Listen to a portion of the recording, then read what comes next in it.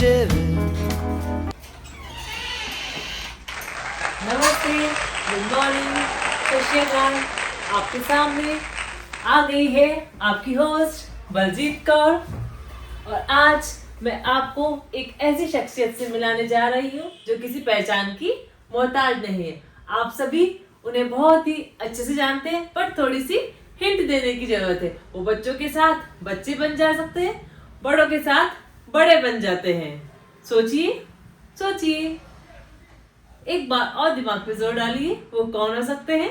ये तो मैं तो आपको बताऊंगी ही। चलिए थोड़ी सी हिंट दे देते हैं आपको।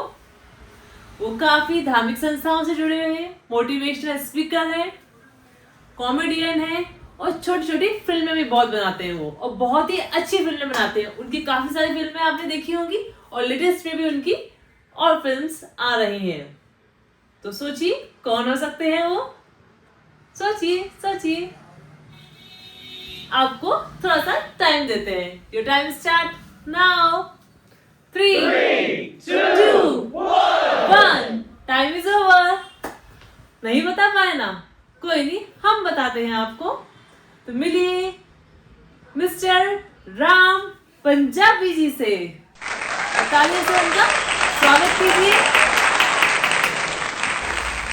तो मिलते हैं राम पंजाबी जी से और इनका स्वागत करते हैं इन्हीं के स्टूडियो में। तो बताइए राम पंजाबी जी, कैसे हैं आप? मैं तो अच्छा हूँ, लेकिन बड़ा सरप्राइज हुआ। मैं दूसरों के इंटरव्यू लेता हूँ और उस समय उनके बारे में जानना चाहता हूँ। अब इन्होंने मेरे को सरप्राइज दिया और मेरे स्टूडियो में आके बोले मैं आपका इंटरव्यू लूंगी, आपके व्यूअर्स से आपके बारे में बताना चाहूंगी। मैं मना नहीं कर पाया। चलो देखते हैं। राम पंजाबी जी, इतनी टेंशन मत लीजिए, कुछ ऐसा वैसा नहीं पूछेंगे हम आपसे, बस कुछ नॉर्मल बातें आपके जीवन को लेके। तो हमारा सबसे पहला सवाल रहेगा कि आपको इन सब चीजों का शौक कैसे हुआ? बचपन से हुआ या कुछ टाइम बाद? देखो, जब सरस्वती की कृपा होती है ना, तो कहीं ना कहीं वो दिशा आ ही जाती है। तो बचपन से ही मुझे शौक था मिमिक्री करने का और कॉमेडी करने का और कहानियाँ बनाने का। तो मैं ये कह सकता हूँ कि सरस्वती की बचपन से ही कृपा रही मेरे ऊपर। तो मैं बचपन से ही कंटिन्यू रहा, फिर स्कूल लेवल पर, फिर कॉलेज में, फिर हमने बहुत सारे ड्रामास भी किए। तो बचपन से ही मेरी रुचि थी। ठीक है राम पंजाबी जी, बहुत अच्छी बात है, क्योंकि हमारा शौक ही हमें जिंदा रखता है। बिल्कुल बिल्कुल, टास्क तो होनी चाहिए कुछ ना कुछ। तो जिस चीज में हमारा शौक नहीं है वो फिर जबरदस्ती वाला काम हो जाता है ना? तो सेकंड सवाल, शॉर्ट फिल्म किस तरह से बनाते हैं आप? शॉर्ट फिल्म जो हमने जीवन में सीखा है, छोटी छोटी सी कहानियां, मोटिवेशनल कहानियां। और मेरी हर शॉर्ट फिल्म के अंदर आप देखेंगे कि कहीं ना कहीं उसके अंदर एक मैसेज होता है।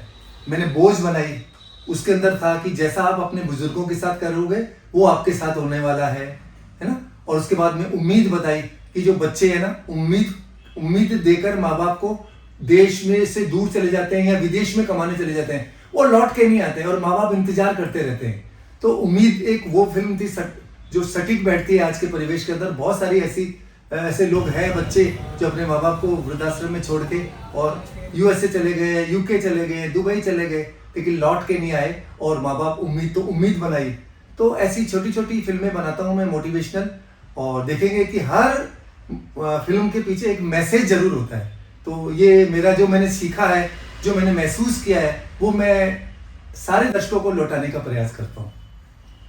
ठीक है राम पंजाबी जी, अगला सवाल, मोटिवेशनल वार्तालाप के लिए आप कौन कौन से स्कूल जाते हैं? मोटिवेशनल के लिए हम लोग पीएमसीडी के अंदर बहुत सारी की स्कीम चली हुई थी स्कूलों के लिए, जो टाइम मैनेजमेंट, इंडिविजुअल डेवलपमेंट और ईपीएस, इफेक्टिव पब्लिक स्पीच, इस तरह के जो कोर्सेज होते हैं, करियर गाइडलाइंस, तो कई चीज़ों के बारे में हम स्कूलों में जाते हैं। बहुत सारे गाँव में गए, पीएमसी स्कूलों में गए, उनको बच्चों को बताया कि आप अपने लाइफ को कैसे सेट करें, कैसे टाइम मैनेजमेंट करें, एग्जामिनेशन की तैयारी कैसे करें। बहुत से बच्चों को एग्जामिनेशन का फियर हो जाता है, तो उनको बताया कि भाई कैसे करें। तो ये अवसर मिला, हमारे प्रधानमंत्री जी ने एक स्कीम चलाई थी कि भाई जितने मोटिवेशनल स्पीकर्स हैं उनको आप उनकी वार्ता कराएं बच्चों के साथ। और बड़ा मजा आया बच्चों के साथ रूबरू होकर, बच्चों को भी सीखने को मिला और हमको भी सीखने को मिला क्योंकि कई चीजें हम बच्चों के साथ रहते हैं तो हमें भी सीखने को मिलता जी, है। जी। तो बड़ा अच्छा लगा और बहुत सारी स्कूलों में हम गए और ऐसे इस तरह की कोर्सेज हमने उनको सिखाए। नाम पंजाब जी, ये आपने बहुत ही अच्छा किया, क्योंकि आजकल के टाइम पे बच्चों को बहुत छोटी छोटी बातों का ज्ञान देना बहुत जरूरी है। जी जी। अगला सवाल, जेसिस क्लब से आप कब से जुड़े हुए हैं? Jaycees club junior chamber of India में बहुत अच्छा क्लब है। इसके अंदर बहुत सारी फैकल्टीज आती है और जो वो कहते हैं ना कि वो पत्थर को पॉलिश कर कर उनको सुंदर बना देते हैं, प्रतिमा बना देते हैं। तो ऐसे फैकल्टीज आते हैं, पर जो जितने मैंने आपको ये कोर्सेज बताए वो मैंने वहीं से सीखे हैं। बहुत सारी फैकल्टीज बाहर से भी आई और उन्होंने हमको ट्रेनिंग दी, हमको सिखाया। 2-2 3-3 दिन लगे, लेकिन वो हमने जीवन में जो पाया वो हम अब बांट रहे हैं। तो जेसिस क्लब के अंदर बहुत सारे गाँव के अंदर हमने सोशल वर्क भी किए, उनको कैंप्स लगाए। जैसे यहाँ नाइकेला गांव है, वहाँ पर लोग पत्थर का काम करते हैं, पत्थर खुदाई का। तो वहाँ पर ज़्यादातर लोगों को स्किन की रोग हो गए। तो पहले तो यहाँ पर ब्यावर के अंदर स्किन का कोई था नहीं डॉक्टर, तो हम अजमेर से जेएलएन से डॉक्टर शुक्ला जी को बुलाते थे और वहाँ पर बुलाकर उनको दवाइयाँ देते थे, उनका उपचार करते थे। तो बहुत सारे कैंप लगाए हमने जेसिस क्लब के द्वारा। हमने WHO से ORS घोल मंगवाए, क्योंकि गर्मियों के अंदर डायरिया, उल्टी दस्त की बीमारी बहुत होती है। लेबर्स में जो काम करते हैं तो उनको हमने वो फ्री के अंदर बांटे, लोगों को अवेयर किया। तो बहुत सारे इस प्लेटफॉर्म से हमको सेवा करने के मौके मिले। मैं थैंक्स देना चाहूँगा कि जेसिस क्लब को और डॉक्टर HK नंदानी साहब हमारे अध्यक्ष से, मैं सेक्रेटरी था। बहुत सारा एक्सपोजर मिला। हम लोग LOT लॉर्ड्स में भी गए, लॉ ऑफिसर ट्रेनिंग में भी गए। तो ट्रेनिंग वहाँ से ली, उसका जीवन के अंदर हमको एक मार्गदर्शन मिला, हमको संबल मिला, जो आज हमारे बहुत काम आ रहा है। तो थैंक्स टू जेसिस क्लब। अगला सवाल, आपने नुक्कड़ नाटक भी किया है, उसकी क्या कहानी है? नुक्कड़ नाटक के बारे में मैं आपको बताना चाहूँगा। जैसे मैंने बताया था कि मैं 1999 में TN शेषन जो मुख्य चुनाव आयुक्त थे भारत के, उन्होंने एक अभियान चलाया था, मतदाता जागरूकता अभियान। उसके अंदर उन्होंने अवेयरनेस के, क्योंकि लोग वोटिंग बहुत 30% 35% ही रहती थी, तो उन्होंने वोट के अधिकार के बारे में तो हमने एक प्ले किया था। उस प्ले को इतना सराहा गया, कम से कम 300 शो करे हमने अजमेर, उदयपुर, जोधपुर, जयपुर, है ना। और नुक्कड़ नाटक के द्वारा उनको पता ही नहीं चलता था। भीड़ में जाते और एकदम उनको भीड़ को इकट्ठा करते, हे खाली कलकत्ते वाली तेरा बच्चन ने जाए, खाली इस तरह करते और देखते हैं कि लोग भीड़ हो जाती। फिर उनको मतदाता के बारे में मैसेज बताते कि आपका मत कितना उपयोगी है। तो बहुत सारे ऐसे लोगों को अवेयरनेस करी, तो उनको बहुत सारे अवार्ड भी मिले। और हमने जेएलएन में भी प्ले किए। तो हमने नानावटी बनाम सरकार, जो अक्षय कुमार की पिक्चर बनी थी, वैसा प्ले किए। और उसके अलावा चरणदास चोर, हबीब तनवार का बहुत अच्छा ये एक मोटिवेशनल था कि ड्रामा वो किया। और हमने एक सबसे बड़ी बात है, हत्या एक आकार की, एक ऐसा प्ले जो गांधी जी को समर्पित था कि हम किसी व्यक्ति की हत्या कर सकते हैं पर उसकी शिक्षाओं को कुछ नहीं कर सकते। आज गांधी जी हमारे बीच में नहीं है, पर उनकी शिक्षाएं आज भी हमारे दिलों के अंदर मौजूद है। तो हत्या एक आकार की, तो बहुत सारे ड्रामा हमने किए। और शॉर्ट फिल्म के द्वारा आज मैं उनको उसको फिल्माकर, जो कि नए बच्चे शॉर्ट फिल्म ज्यादा देखते हैं, तो मैं उसको फिल्म के रूप के अंदर छोटी छोटी 5 से 7 मिनट तक, 10 मिनट तक फिल्म बनाकर मैसेज देता हूँ। तो ये थी मेरी नुक्कड़ नाटक की कहानी। एक कॉमन मैन किस तरह अपने जीवन को साकार कर सकता है, कैसे सपने देख सकता है और सपने को सफल कर सकता है। अगला सवाल, आप कॉमेडी में भी काफी रुचि रखते हैं। कॉमेडी तो मैं कहूँगा कि मेरे DNA में है, खून में है। तो मेरा रहता है कि अपनी कंपनी में जाओ ना, हंसते रहो, मुस्कुराते रहो, क्योंकि रुलाना तो बहुत जाने जानते हैं, हंसाना बहुत कम जाने जानते हैं। और मेरी तो पहचान यही है कि भाई राम आया है तो मुस्कुराएंगे। और मुस्कुराना कितना जरूरी है। देखो तो ख्वाब है जिंदगी, सुनो तो ज्ञान है जिंदगी, पढ़ो तो किताब है जिंदगी। और मैं कहता हूँ हंसते रहो तो आसान है जिंदगी, बस मुस्कुराते रहो। ये ईश्वर ने हमको पल दिए, हर पल मुस्कुराओ, हर पल उत्सव मनाओ, है ना। क्योंकि वो मुस्कुराने का अधिकार पूरे विश्व के अंदर जितने जीव जंतु हैं, चाहे केवल मनुष्य को मिला है मुस्कुराने का। तो जब हमारे को अधिकार मिला है, कह सकते हैं कि हमारा ईश्वर ने फंडामेंटल राइट दिया हंसने का, तो फिर रोए क्यों, है ना। कल का दिन किसने देखा है, आज का दिन हम खोए क्यों। जिन घड़ियों में हम हंस सकते हैं, उन घड़ियों में हम रोए क्यों। मुस्कुराना चाहिए। तो कॉमेडी तो मेरे खून में है और बहुत हंसते हैं हम, दोस्तों के साथ जाते हैं, खूब मस्ती करते हैं, खूब सारे प्ले भी करते हैं कॉमेडी के, क्योंकि कॉमेडी जैसे कपिल शर्मा था, कपिल शर्मा ने बेसिकली तो वो सिंगर था, पर कॉमेडियन, तो बेसिकली मैं कॉमेडियन था और मैं मोटिवेशनल स्पीकर बन गया। ठीक है, जैसी माँ सरस्वती को इच्छा, जैसे प्रभु की इच्छा, तो इस तरह कॉमेडी में मेरी रुचि है और मैं बहुत सारे इंस्टेंट कॉमेडी, स्टैंडिंग कॉमेडी करता हूँ, तो एंजॉय भी करता हूँ। और जो मेरे साथ वाले हैं उनको मेरे बारे में पता है कि मैं किस तरह की कॉमेडी करता हूँ। और उन्हें भी एंजॉय कराता हूँ। हाँ बिल्कुल, उन्हें भी एंजॉय कराता हूँ और कराना भी चाहिए। हाँ जी।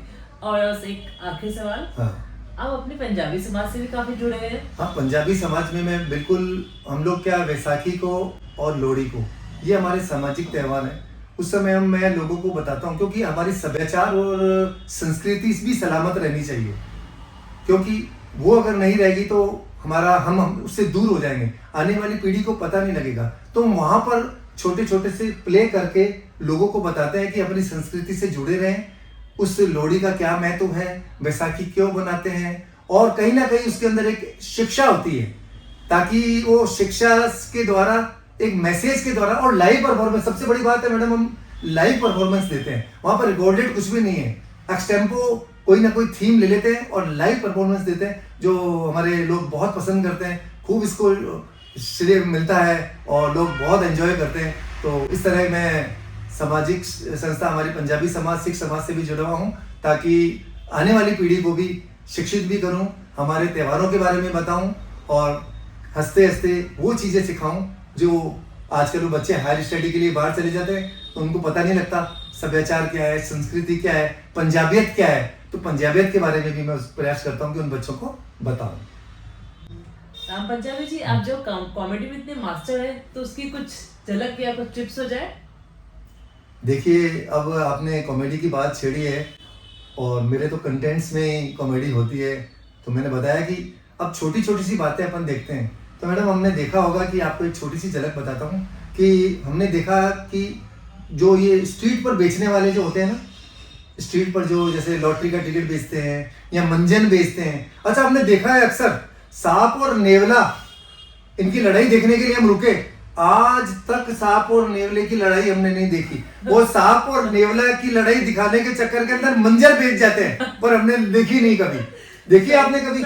वो दोनों को बता रहे करके मंजन बेच जाते हैं। अब एक मंजन बेचने वाला कैसे कहता है, और उसकी टिपिकल आवाज जो हमारे कानों को लगती है कि दूर से पता लग जाता है, दांत दुखते हैं, दांतों में खून आता है, गर्म ठंडा पानी लगता है, मसूड़े फूल जाते हैं, आपके दांत धीरे धीरे धीरे धीरे धीरे पायरा हो जाता है, एक एक दांत खराब हो जाता है, दांतों में कीड़ा लग जाता है।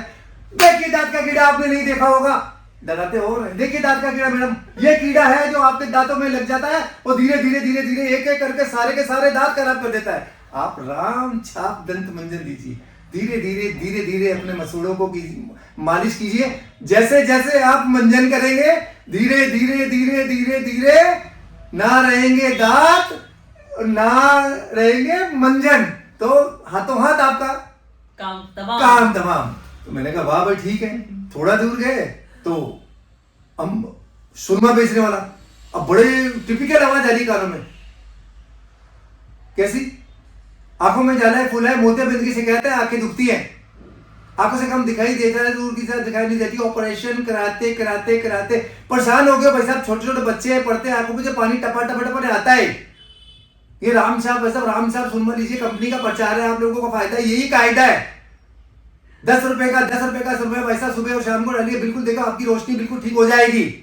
मैंने कहा वाह भाई वाह, क्या बात है। 10 का नोट दिया हमने, वो लिया, थोड़ी दूर निकले तो एक फिर टिपिकल आवाज आई, लॉटरी बेचने वाला था। लॉटरी खुलेगी कल कल कल कल कल कल, बड़े बड़े मजिस्ट्रेट के सामने खुलने जा रही है राजस्थान स्टेट लॉटरी। आप चाहे कहीं के भी रहने वाले हो, नाम पता जिला डाकखाना तहसील लिखवाइए, इनाम निकलने पर आपको घर बैठे सूचना दी जाएगी। भाई साहब गुले गुलजार वो होता है जो दिलदार होता है, लॉटरी का इनाम भी उन्हीं के निकलता है जो लॉटरी खरीदार होता है। लॉटरी खुलेगी कल कल कल कल कल। भाई साहब हीरालाल शहर भाई साहब 8-12 आने के अंदर भाई साहब छोटे मोटे काम करता था, 2 करोड़ का इनाम आजकल मोटर पार्ट्स की दुकान लगा के बैठा है। तो इस तरह के उदाहरण दे देकर वो लॉटरी बेच जाते हैं। फिर हमने कहा ये तो बहुत बढ़िया है, और हद तो जब हो गई मैडम, जब हमने देखा कि वो डॉक्टर के रूप में, मतलब एम्प्रो टेबलेट बेच रहा है, एम्प्रोटेब, खुद को खांसी आ रही है और खांसी की दवा बेच रहे हैं, आप फील करो, देखो आप एम्प्रोटेबलेमेंट लीजिए, खांसी नौजवान को, खांसी रितु को, खांसी गीता को, खांसी परिवार के किसी भी सदस्य के हो, आप चाहे कहीं के भी रहने वाले हो, आपको खांसी कहीं भी आगा, चारपाई के पास में ढेरों को बलगम इकट्ठा करते, खुल खुल कुल कुल करते, सारी रात गुजर जाती है, न खुद सोते हैं न दूसरों को सोने देते हैं, चारपाई के पास में ढेरों बलगम इकट्ठा कर देते हैं। एम्प्रो टैबलेट लीजिए, एक सुबह लीजिए गर्म पानी के साथ, एक शाम को लीजिए गर्म पानी के साथ, देखिए आपकी खांसी गायब। खुद भी खांसी खा रही है। तो इस तरह की चीजें हैं जो छोटे से जो ऑब्जर्वेशन है उससे कॉमेडी बन जाती है।